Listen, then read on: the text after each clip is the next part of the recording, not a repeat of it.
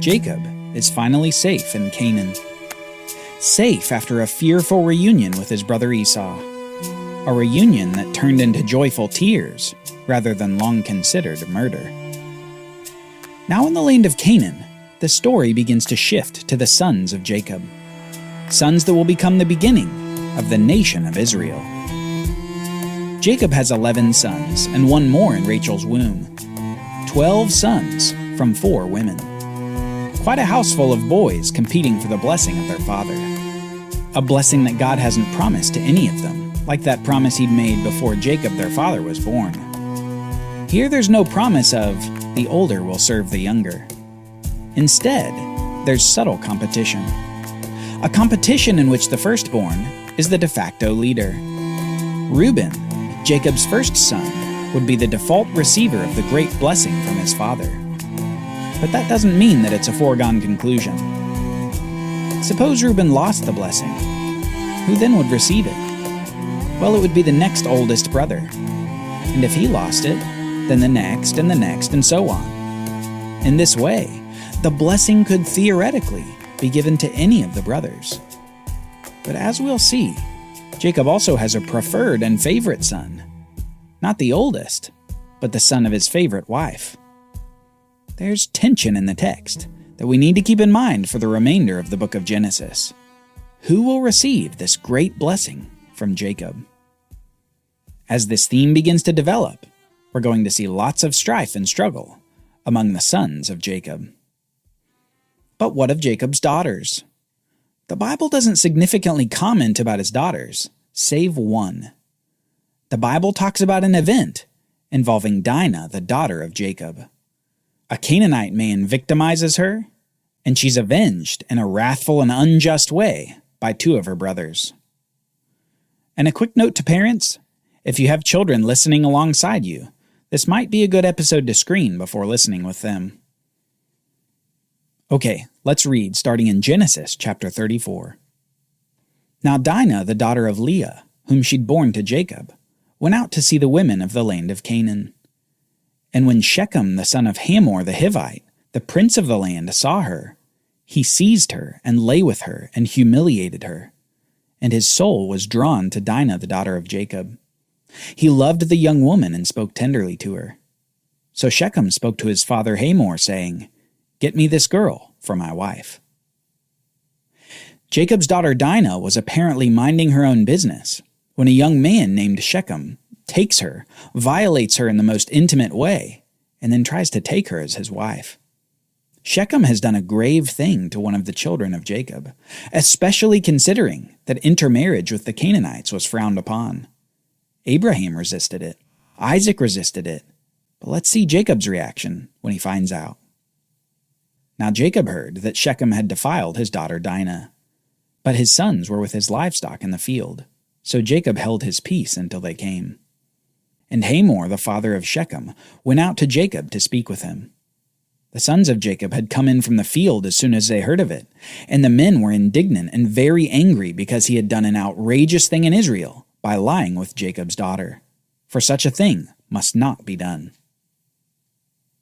Now we don't know here if Jacob is simply frozen in indecision, or if he's considering how to best deal with a situation involving the defiling of his daughter.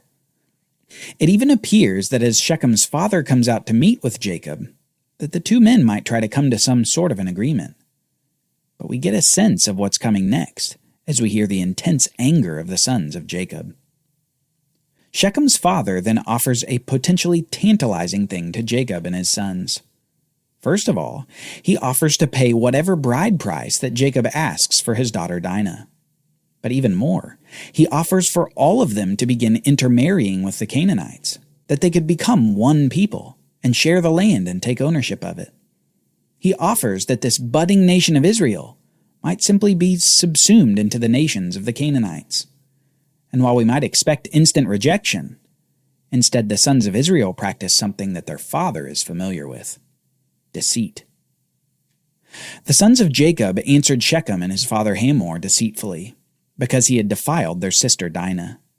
They said to him, "We cannot do this thing to give our sister to one who is uncircumcised, for that would be a disgrace to us.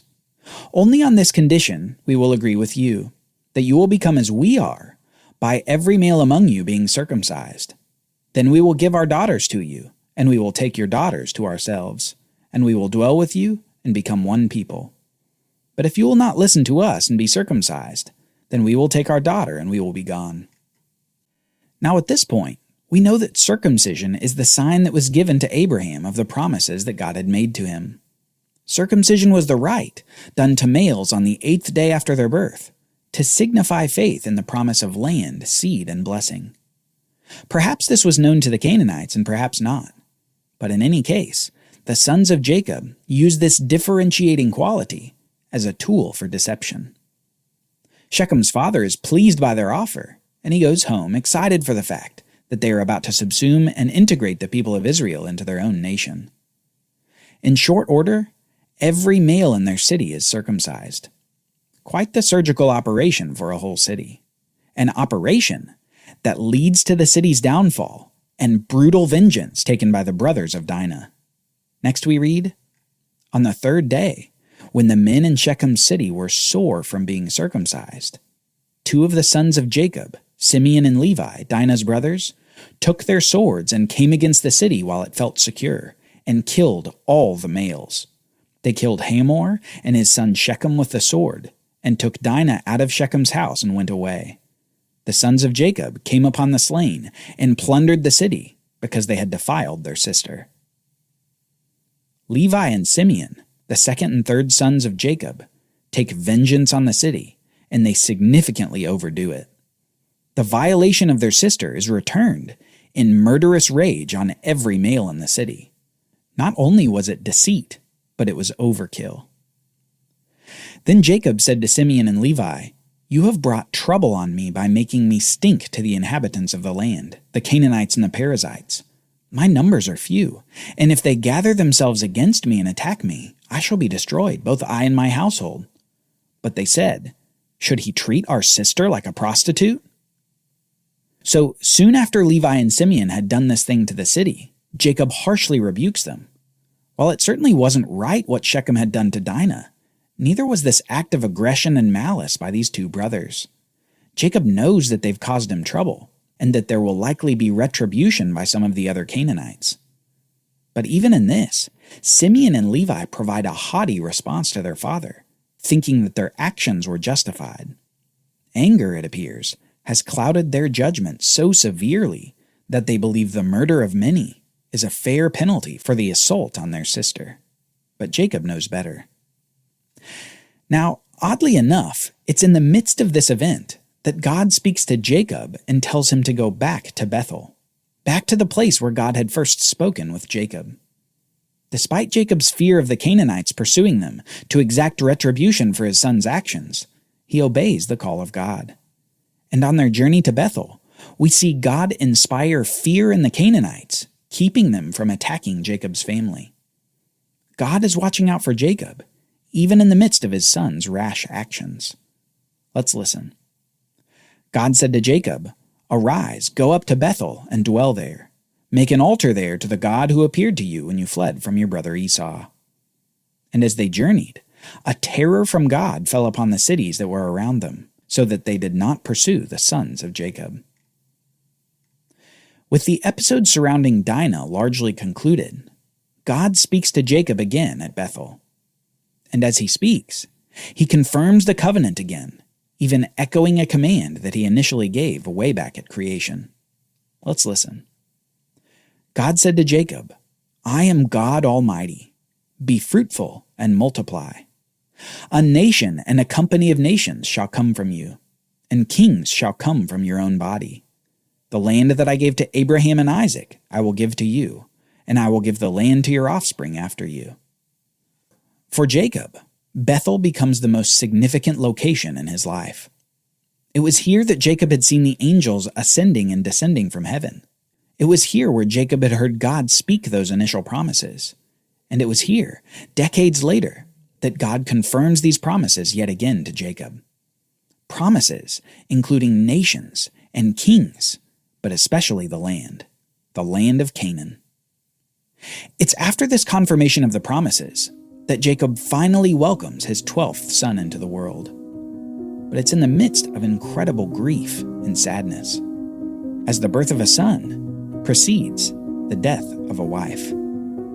As they're traveling away from Bethel, Rachel gives birth to a son, who's named Benjamin, before dying from the hard labor that she had just endured.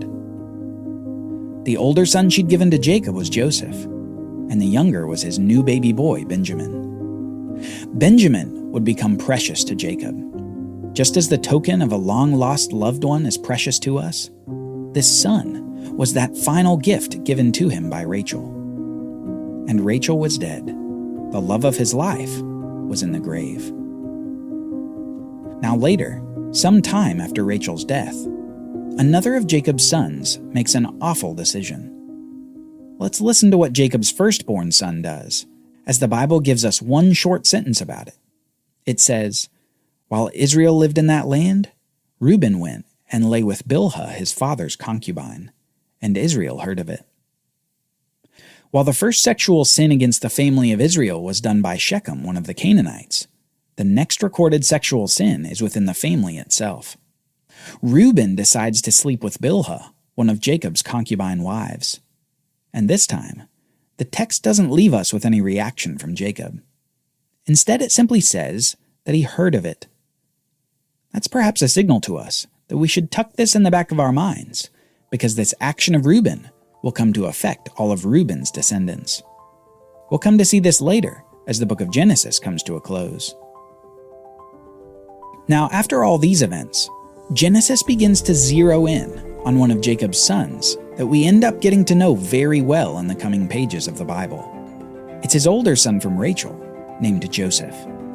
And Joseph, well, he's the favorite child. He's the one who Jacob loves the most, and Jacob treats him like it, even giving him special gifts that he doesn't give to his other sons. And you can imagine how this affects those other sons. Their jealousy turns to anger. Their anger turns to malice, and their malice begins to turn to an even darker place. And one day, as Joseph approaches them in the field, one of them whispers, "Murder," and the others agree.